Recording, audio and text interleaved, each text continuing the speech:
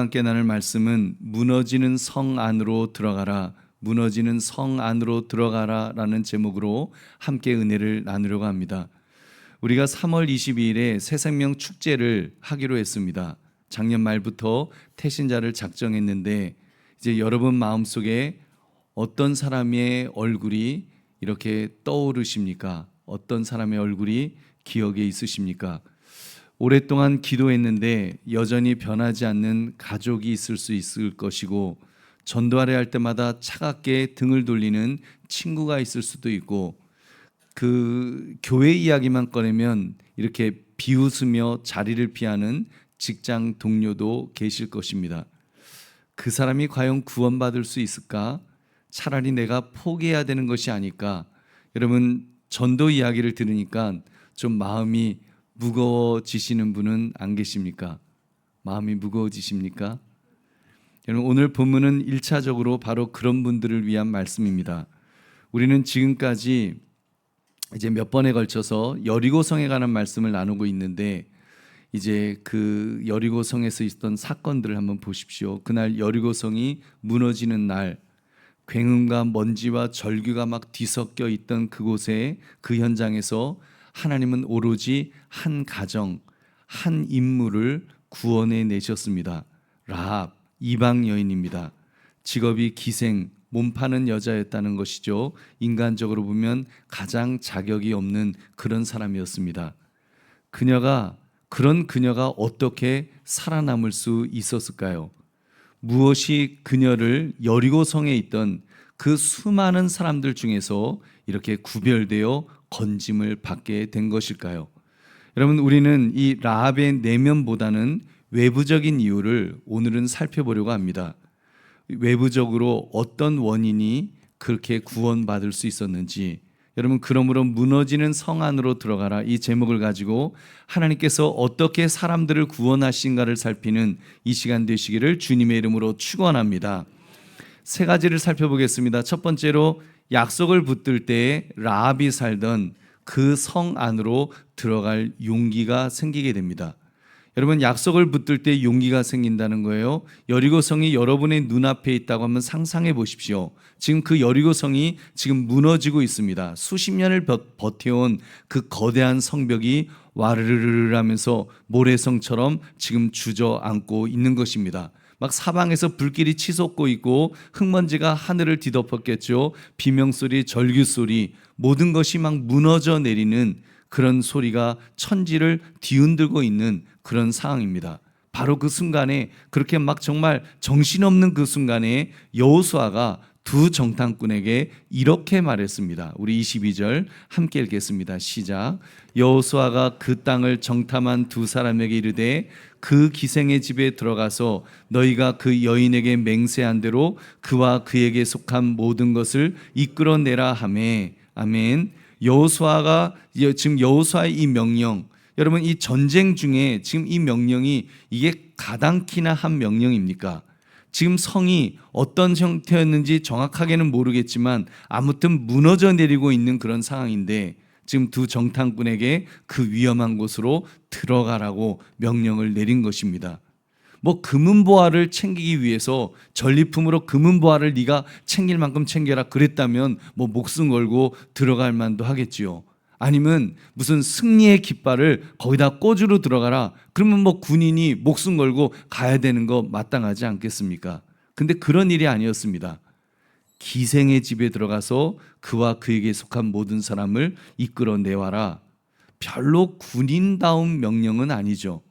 그런데도 두 정탐꾼들이 두말 없이 순종했습니다. 전혀 망설이지 않았습니다. 네, 알겠습니다. 그러고는 이제 뛰어 들어갑니다. 목숨을 걸고 지금 무너지는 그 돌무더기 사이로 뛰어 들어갔던 것입니다.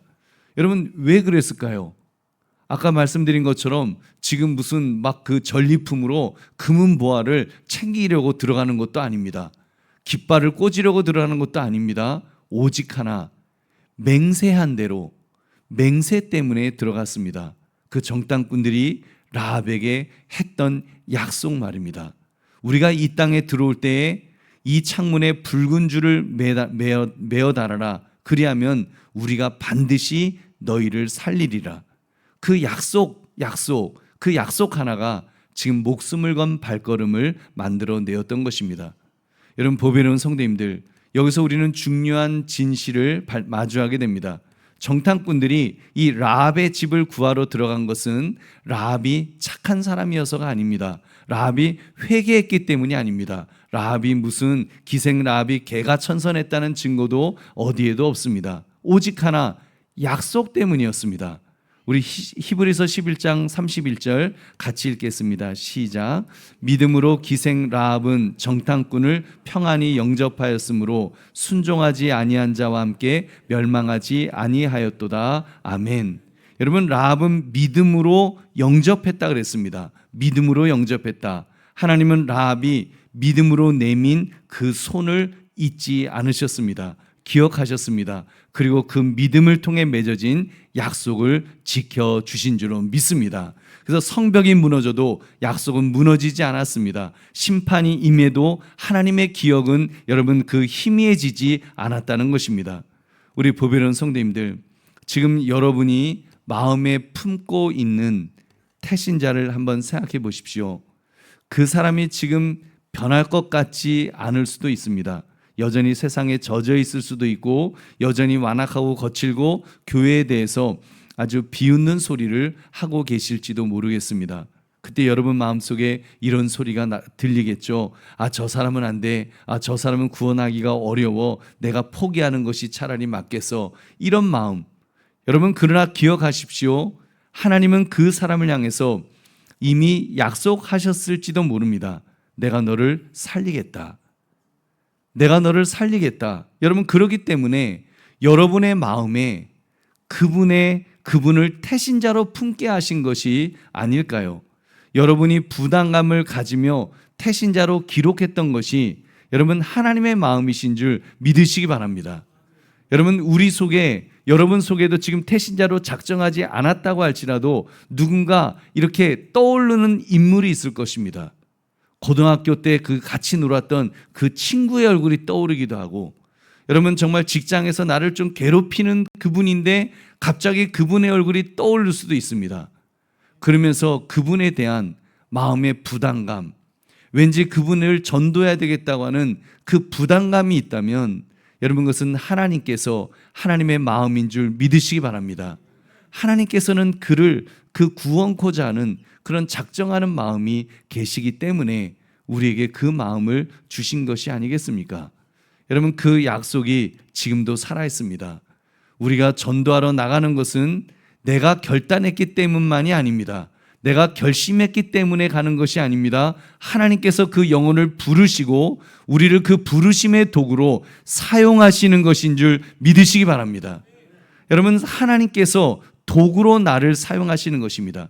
그 약속을 붙들고 그 집으로 가라, 그 직장으로 가라, 그 가게로 가라, 그 커피숍으로 가라 하시는 주님의 그 말씀, 여러분 그 말씀을 듣고 그 말씀에 순종하시기를 주의 이름으로 축원합니다. 여러분, 여쭤보겠습니다. 근데 막상 연락하려고 하면 손이 멈춰지지 않으십니까? 전화기를 들었다가 다시 내려놓기를 여러분 몇 번이나 하셨습니까? 지금 연락하면 좀 부담스러워할 것 같다. 요즘 사이가 좀 별로 좀 뜸했는데 연락하기가 좀 그렇고 거절당하면 다시는 기회가 없을 텐데 이거 어떻게 하지? 그래서 주저하는 마음 여러분 없으십니까? 저는 굉장히 많습니다. 저는 아주 정말 심하게 미루는 유형의 사람입니다. 제가 싫을 정도로 정말 정말 결심해서 이렇게 연락하고 하는 게 이게 참 되게 어려운 사람들에게는 되게 어렵습니다. 용기 내시기를 주의 이름으로 축원합니다. 여러분, 용기 내십시오. 그 마음 충분히 이해합니다. 정탐꾼들도 두려워했습니다. 무너지는 성벽 앞에서 발이 떨어지지 않았을 것입니다. 그러나 그들은 약속을 붙들고 약속을 붙들었기 때문에 그들은 들어갔습니다. 여러분, 그렇다면 우리가 현대의 정탐꾼이라고 생각할 때 여러분 어떻게 우리가 들어가야 될까요? 여러분, 첫째, 구체적으로 좀 말씀드리면 일단 연락부터 하십시오. 여러분, 전화 연락부터 합시다. 거창한 전도 멘트가 없어도 괜찮습니다. 무슨 뭐 신학적으로 뭐 창세기부터 요한계시록까지 무슨 그런 아주 신학적인 그런 완벽한 그런 논리가 준비되어야지 전화하는 것 아닙니다. 그냥 안부 문자 이렇게 잘 있었냐고, 요즘 어떻게 지내? 아, 보고 싶었어. 그 정도의 그냥 연락. 그리고 거기다가 밥 한 끼 같이 먹자. 여기까지 갔으면 성공한 것입니다. 여러분, 두 번째로 교회에 오라는 말을 먼저 하지 마십시오. 여러분, 우리가 흔히 저지르는 실수가 그거죠. 만나자마자 교회 와야 돼. 그러고는 이제 분위기가 싸해지는 겁니다. 여러분, 그냥 그분의 근황을 물어보십시오. 힘든 것이 무엇인지 물어봐 주십시오. 여러분, 그런 것이 먼저입니다. 그리고 세 번째로 작은 것 하나를 가지고 섬겨보시기 바랍니다.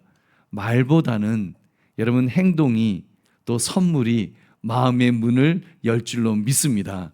여러분, 작은 선물이라도 여러분 아픈 가족이 있다면 병원에 함께 가주시는 것, 힘든 일이 있다면 옆에 앉아주시는 것만으로도 내가 그 사람 옆에서 함께 아프고 힘들 때 그때 옆에 있어주는 것만으로도 큰 위로가 될 것입니다.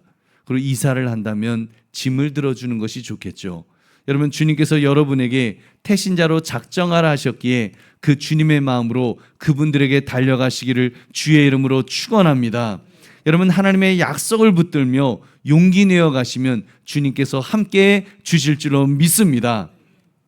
두 번째로 이방인의 냄새를 참고 기다려주는 인내가 필요합니다. 이방인의 냄새를 참고 기다리는 그런 인내. 여러분, 라합과 그 가족들이 구출된 직후의 장면을 한번 상상해 보십시오. 목숨 걸고 막 그 불타는 성에서 건져내었다고 했습니다. 죽음의 폐허에서 건져내었습니다. 그렇다면 이제 어떻게 해야 됩니까? 막 얼싸안고, 아, 잘 오셨습니다. 자유의 품으로 잘 오셨습니다. 아, 환영합니다. 막 이러면서 막 서로 부둥켜 안고 좋아서 막 어쩔 줄 몰라 해야 되겠죠. 이제는 우리 가족입니다. 함께 하나님을 예배합시다. 막 그래야 될 것 같은데, 여러분, 그렇게 진영 한가운데로 데려갔나요? 한번 우리 23절 말씀 함께 읽겠습니다. 시작. 정탐한 젊은이들이 들어가서 라합과 그의 부모와 그의 형제와 그에게 속한 모든 것을 이끌어내고 또 그의 친족도 다 이끌어내어 그들을 이스라엘의 진영 밖에 두고, 아멘, 그들을 이스라엘의 진영 밖에 두었다고 했습니다. 진영 밖입니다. 진영 안이 아니라 진영 바깥쪽, 교회 안이 아니라 교회 바깥쪽, 주차장 있는데 그쪽, 여러분 열렬한 환영이 아니라 지금 밖에 두었다고 했습니다. 이스라엘 백성들이 라합의 가족을 냉대한 것일까요? 홀대한 것일까요? 무시한 것일까요? 여러분, 아닙니다. 어찌 보면 그들을 보호한 것입니다. 보호한 거예요. 여러분, 이것을 이해하려면 이스라엘 진영이 어떤 곳인지를 먼저 알아야 됩니다. 진영 한가운데, 여러분, 이스라엘의 진영은 이렇게 정말 그 동그랗게 이렇게 뺑 둘러서 한가운데에 뭐가 있어요? 하나님의 언약궤가 있습니다. 하나님의 언약궤를 중심으로 진영이 이렇게 뺑 돌려서 그렇게 진영이 되어 있는데, 거룩하신 하나님의 임재가 그 자리에 강력하게 머물고 있는 것입니다. 반면 라합과 그 가족들은 방금 전까지 여리고의 우상을 섬기던 사람들이었습니다. 이방의 삶이 깊이 물들어 있던 그런 사람들입니다. 그들이 정결하게 되는 과정이 없이 거룩한 하나님의 임재 앞에 서는 것은 오히려 그들에게 위험할 수 있습니다. 기억하시죠? 여러분, 그 누구죠? 우사가 하나님의 궤가 그 수레바퀴에서 수레에서 굴러 떨어지는 것을 보고 급한 마음에 그 하나님의 언약궤를 손으로 콱 하고 잡았다가 여러분 저주를 받아서 그 자리에서 즉사했습니다. 그러니까 얼마나 무시무시합니까? 그러니까 그렇기 때문에 라합의 가족을 지금 진영 밖에 두었던 것입니다. 그것은 밀어낸 것이 아닙니다. 그것은 그들을 보호한 것입니다. 여리고의 삶을 내려놓을 수 있는 시간, 하나님의 백성으로 빚어질 시간, 새로운 정체성을 확립할 시간을 지금 기다려 준 것입니다. 우리 보배로운 성도님들, 여기서 우리는 예수 그리스도의 십자가를 바라볼 수 있습니다. 여러분, 예수님은 우리에게 어떻게 행하셨습니까? 히브리서 13장 12절 같이 읽겠습니다. 시작. 그러므로 예수도 자기 피로써 백성을 거룩하게 하려고 성문 밖에서 고난을 받으셨느니라. 아멘. 여러분, 성문 밖에서 예수님이 고난을 받으셨다. 여러분, 예수님은 한 번도 거룩한 성전 안에 계시면서 막 백성들에게 외치지 않으셨습니다. 너희들 깨끗해지거든 그때 들어오거라. 준비가 완벽하게 되면 그때 나를 찾아오너라. 충분히 변한 후에 그때 나에게 와라.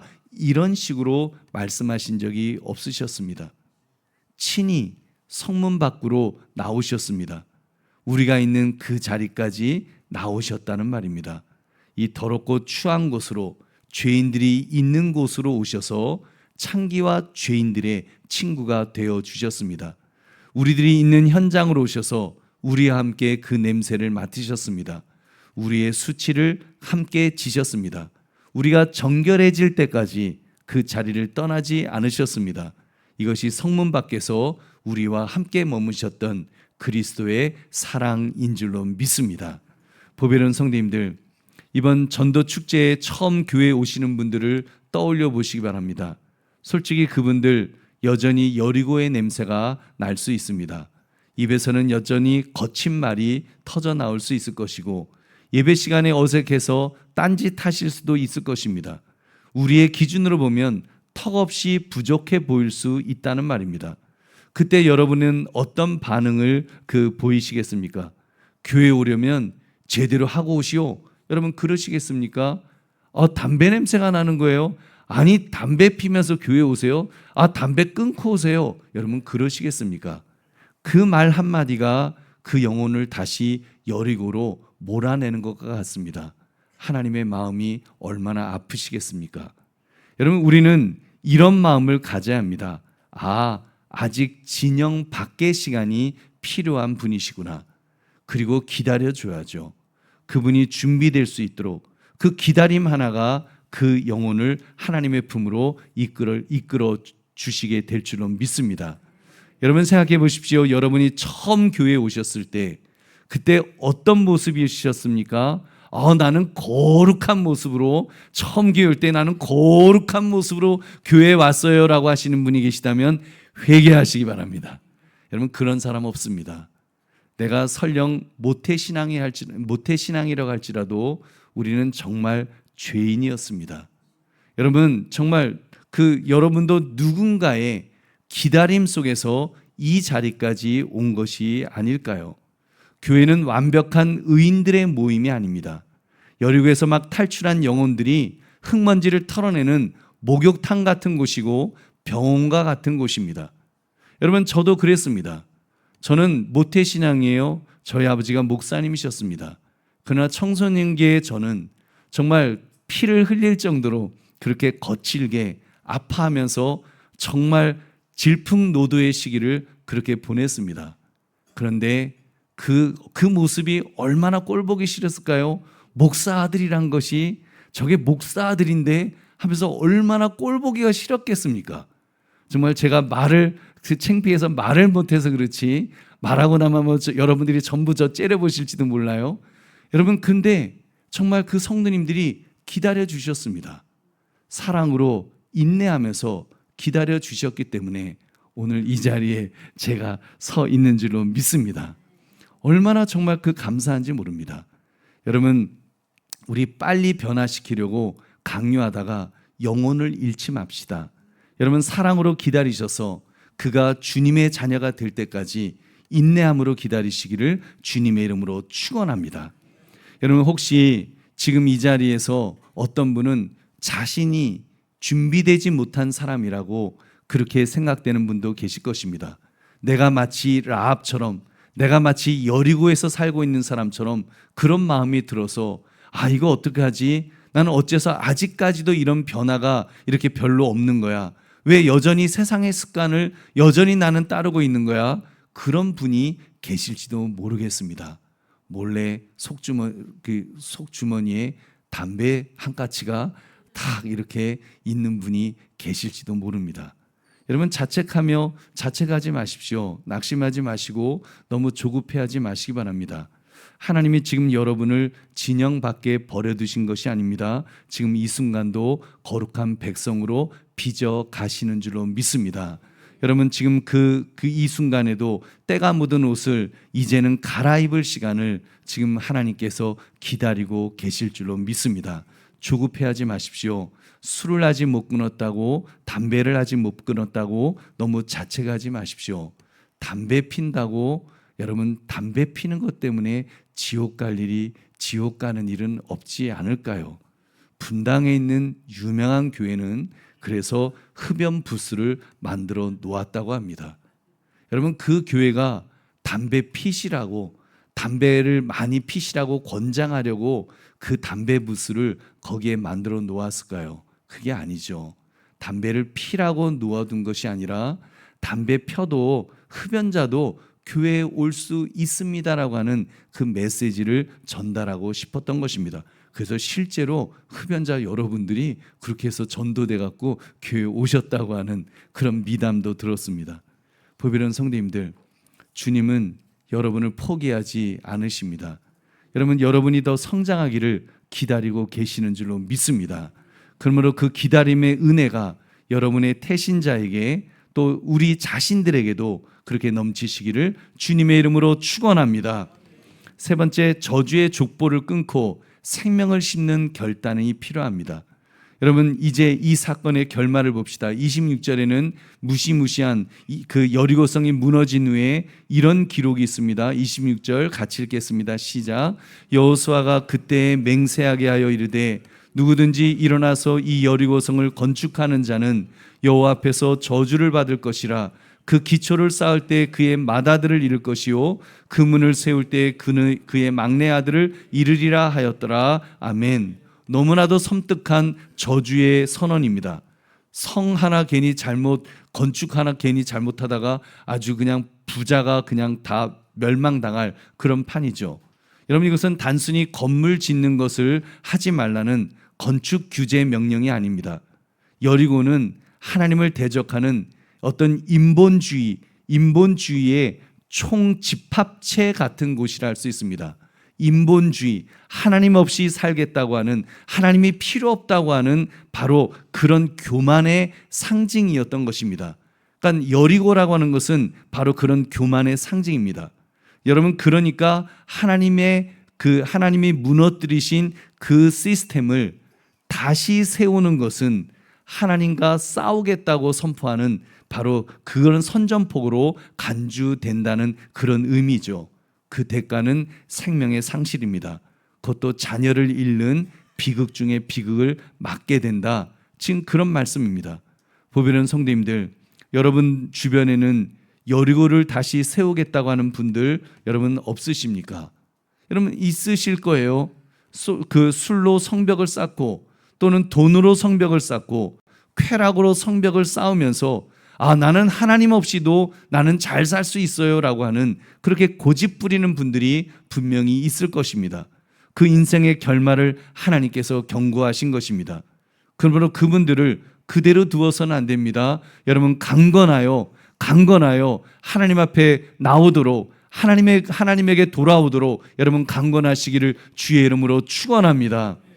여러분 그런데 보배로운 성도님들, 이 저주의 선언 바로 옆에 놀라운 생명의 기록이 함께 기록되어 있는 것을 한번 보십시오. 우리 25절 같이 읽겠습니다. 시작. 여호수아가 기생 라합과 그의 아버지의 가족과 그에게 속한 모든 것을 살렸으므로 그가 오늘까지 이스라엘 중에 거주하였으니 이는 여호수아가 여리고를 정탐하려고 보낸 사자들을 숨겼음이었더라. 아멘. 여러분 지금 라합과 라합의 가족들이 오늘까지 이스라엘 중에 거주했다. 그러니까 성공적으로 그냥 그 성 바깥에 있는 것으로 끝난 것이 아니라 그들 캠프에서 바깥쪽에 있다가 그냥 흐지부지 흩어졌다 그런 말씀이 아니라 자리를 잘 잡았다는 것입니다. 깊이 뿌리를 이스라엘 공동체, 하나님의 공동체에 내렸다는 것입니다. 여러분 이 사실이 마태복음 1장 예수님의 족보에 확실하게 기록되어 있습니다. 라합이 살몬과 결혼하여 보아스를 낳았다. 보아스는 오벳을 낳았다. 오벳은 이새를 낳았다. 이새는 다윗 왕을 낳았다. 그리고 다윗의 줄기에서 예수 그리스도 메시아가 나오셨다라고 성경은 기록합니다. 할렐루야. 보배는 성도님들, 여리고의 기생이 지금 메시아의 조상이 되었습니다. 저주의 족보가 생명의 족보로 바뀌었습니다. 이것이 전도입니다. 이것이 구원입니다. 전도는 단순히 한 사람을 교회 예배당에 앉히는 것이 아닙니다. 저주의 족보를 끊어내고 생명의 족보로 옮기는, 여러분, 그런 위대한 접붙임인 줄 믿으시기 바랍니다. 접붙이는 거예요. 생명으로 접붙이는 것. 여러분, 사실 우리 성도님들 중에는 그렇게 생명의 족보로 옮겨진 분들이 여러 분 계십니다. 특히 남편을 사랑하는 아내들이, 여러분 아마 모르셔서 그렇지 정말 눈물을 흘리며 남편을 위해서 또는 아내를 위해서 그렇게 기도하는 그런 집사님, 권사님들이 계십니다. 그렇게 흘렸던 눈물로 정말 하나님께서 은혜를 베풀어 주셔서 지금 함께 예배드리고 심지어 정말 그 중직자가 되는 그런 일들이 일어납니다. 하나님께서 얼마나 기뻐하시겠습니까? 우리 보배는 성도님들, 지금 여러분이 마음에 품은 그 태신자를 한번 그런 시각에서 한번 생각해 보십시오. 지금은 여리고 성벽을 다시 쌓는 것처럼 보일 수도 있습니다. 여전히 술을 먹고 돈으로 쌓고 완악하게 고집 부리는 그런 모습 보면 답답하실 것입니다. 그러나 여러분 기억하십시오. 라합이 다윗의 증조 할머니가 될 줄 누가 알았겠습니까? 여러분이 전도한 한 사람이 훗날 어떤 믿음의 가문을 일으킬지 여러분 우리는 모릅니다. 어쩌면 지금 여러분은 미래의 다윗을, 미래의 믿음의 거장을 품고 있는 것일지도 모릅니다. 여러분, 그래서 그분들을 위해서 이런 선포를, 정말 속으로 이런 선포를 해보십시오. 태신자를 위해서 기도할 때 이렇게 기도해 보십시오. 아무개의 집안에 흐르는 저주의 족보는 끊어질지어다. 그의 가정이 믿음의 명문가로 세워질지어다라고 그렇게 선포하십시오. 여러분의 수고와 눈물이 결코 땅에 떨어지지 않을 줄로 믿습니다. 여러분, 라합이 오늘까지 거주하듯이 여러분이 뿌린 복음의 씨앗은 여러분 영원히 남을 줄로 믿습니다. 여러분, 그리고 열매를 맺게 될 줄로 믿습니다. 그러므로 저주의 족보를 끊고 생명을 심는 이 거룩한 일에 저와 여러분 모두가 쓰임 받으시기를 주님의 이름으로 축원합니다. 말씀을 맺습니다. 오늘 우리는 세 가지 명령을 받았습니다. 약속을 붙들고 들어가라. 그리고 냄새를 참고 기다려줘라. 그리고 저주의 족보를 끊고 생명을 심어라라고 하는 명령을 받았습니다.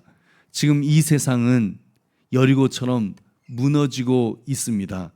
여러분, 정말 제가 볼 때는 요 몇 년 사이에 정말 이 무너짐은 점점 커져가고 있습니다. 세상은 완전히 바뀌어가고 있습니다. 이상한 세상이 되어가고 있습니다. 여러분, 국제적으로도 세상은 완전히 우리가 상상할 수 없는 세상으로 지금 재편되고 있고, 여러분 요즘 AI가 세상을 편하게 한다 이런 말들을 합니다만, 지금은 잠깐 편해 보일지 모르지만 여러분, 그 AI로 인해서 정말 인류는 어쩌면 정말 무가치한 존재로 바뀌게 될 것입니다. 될지도 모릅니다가 아니라 제가 볼 때는 그렇게 바뀔 것입니다. 여러분, 현대 그 자동차인가요? 거기서 그 지금 노조가 데모하면서 로봇이 들어오는 것을 우리와 협상하지 않으면 안 된다. 여러분, 그 말을 하면서 얼마나 자괴감이 들까? 저는 제 스스로에게 한번 질문해 봤습니다. 자기들은 일하다가 화장실 가야 되고, 자기들은 휴가도 가야 되고, 월급도 많이 달라고 해야 되고, 자기들은 또 이렇게 조금만 물건 떨어지면 다치면 병원 가서 또 이렇게 치료받아야 되는데, 이것들은 그냥 와갖고 그냥 24시간 전기만 꽂아주면 계속 일하고, 휴가 달라고도 안 하고 그냥 일하잖아요. 그리고 이제는 거기다가 모터를 센 걸 다니까 문짝을 갖다가 그냥 손으로 딱 들고서 그걸 갖다가 붙이는 그런 일들을 점점 잘할 겁니다. 점점 잘할 거예요. 그런 세상이 될 겁니다. 그래서 인간의 가치는, 이제 인간의 노동의 가치는 제로, 그냥 0을 향해서 가는 세상이 지금 되어가고 있습니다. 그냥 그런 세상 될 거예요. 이건 피할 수 없는 지금 피할 수 없는, 이거는 그냥 제가 보기에 인간은 무너지고 있는 겁니다. 인간이 무슨 가치로 살까? 아마 제가 보기에는 인간은 아무 가치가 없는 그런 존재로 그렇게 될 겁니다. 그래서 기본소득으로 이제 살 것이다. 기본소득을 많이 주게 될 것이다. 그런 이야기합니다. 인간이 할 수 있는 일이 아무것도 없어서 그냥 주는 것 갖고 놀아야 되는, 여러분 그 놀아야 되는 그 인간이 가치 있는 인간이 아니죠. 인간은 여러분 스스로 무언가를 하면서 거기서 가치를 찾아야 되는데, 그래서 인간은 무너질 겁니다. 무너지는 세상에 여러분 그렇다고 다 무너질까요? 저는 그 무너짐 속에서 그래도 살아날 수 있는 이유는 예수 그리스도 때문인 줄로 믿습니다. 우리가 청년들과 이제 오후에 말씀을 나눌 것입니다만, 정말 우리의 가치는 예수 그리스도의 가치지, 여러분 우리의 어떤 우리의 노동력의 가치가 아니지 않아요? 여러분 우리는 상품의 가치가 아니잖아요. 여러분 상품의 가치는, 노동력의 가치는 없어지면 그 가치가 없어서 이렇게 버려버리지만, 여러분 우리는 하나님께서 그러셨어요. 우리는 명품이다. 하나님이 만드신 자다. 우리는 하나님이 만드신 그런 존재이기 때문에 명품은 시간이 가면 갈수록 더 가치가 더 있어지는 겁니다. 여러분 명품은 그 만드신 그 장인, 만드신 분의 가치 때문에 가치가 있는 것입니다. 여러분 그렇게 따질 때 우리의 가치를 무엇으로 우리가 삼고 살겠습니까? 예수 그리스도밖에 없는 줄로 믿습니다. 여러분 그래서 정말 여러분에게 말씀드립니다. 우리가 무너지지 않을 수 있는 그 길은 예수 그리스도이시, 앞으로 세상에 무너질 사람들이 얼마나 많을까? 아마 다 와그르르 무너질 거예요. 저는 정말 그 현대 노조에서 그 일하시는 분들이 그 로봇을 바라보시면서 어떤 마음이 들까? 우리는 체감할 수 없지만, 우리는 직접 보지 못했지만, 정말 걔네들이 막 일을 하기 시작하고 점점 일을 잘하기 시작하면 어떤 마음이 들까? 어떤 마음이 들까요? 여러분 지금 그런 세상을 우리가 지금 살아가는데, 여러분 저는 그리스도가 아니면 답을 찾을 수 없다고 믿습니다. 여러분 그래도 전 타이타닉호 아시죠? 타이타닉호에 그가 무너지는, 침몰하는 그 속에서 네 주를 가까이 그 노래인가요? 그 찬송가를 그 연주했던 그 연주가들, 그 믿음의 사람들, 그분들을 보면서 아 그렇지, 내가 죽음 앞에서도 그렇게 그리스도를 붙들며 가치를 가지고 사는 사람들이 있었는데, 그렇게 죽는 사람도 있었는데, 앞으로 어떤 세상으로 변한다고 할지라도 우리는 그리스도가 있으면, 우리는 주님이 있으면 살 수 있겠구나, 이 가치를, 그 소망을 볼 수 있었습니다. 여러분 그 일에 우리가 쓰임 받기를 원합니다. 그분들 정말 무너져가는 세상 속에서, 여리고처럼 지금 무너져가는 이 인류 앞에, 여러분 사람들은 지금 세운다고 말하지만 사실은 인간은 무너지는 겁니다. 인간은 완전히 바닥으로, 한 번도 우리가 경험하지 못한 정말 무가치한 존재처럼 느껴질 세상으로 그렇게 무너져가고 있는 이때, 여러분 그리스도가 우리의 답이고, 그리스도가 우리의 생명이고, 그리스도가 우리의 참으로 그 미래이기에, 여러분 우리 그 그리스도를 증거할 수 있는 저와 여러분 되시기를 주님의 이름으로 축원합니다. 그래서 믿음으로 우리가 준비해서 변화되는 세상 속에서 믿음으로 살아갈 수 있는, 믿음으로 견디고 승리할 수 있는 우리 모두가 되시기를 주님의 이름으로 축원합니다. 기도하겠습니다. 우리 오늘 말씀 생각하시면서 하나님 그런 세상 무너져가는 세상 속에서 우리는 참으로 무너지는 성 안으로 들어가서 그들을 구원하는, 나만 구원받는 것이 아니라 그들도 구원하는 그런 역사가 있게 해달라고 하나님 붙들어 주십시오. 주님만 바라보고 주님만 의지하며 믿음으로 살게 해주십시오. 우리 주님 앞에 우리 간절하게 기도하겠습니다. 하나님 아버지,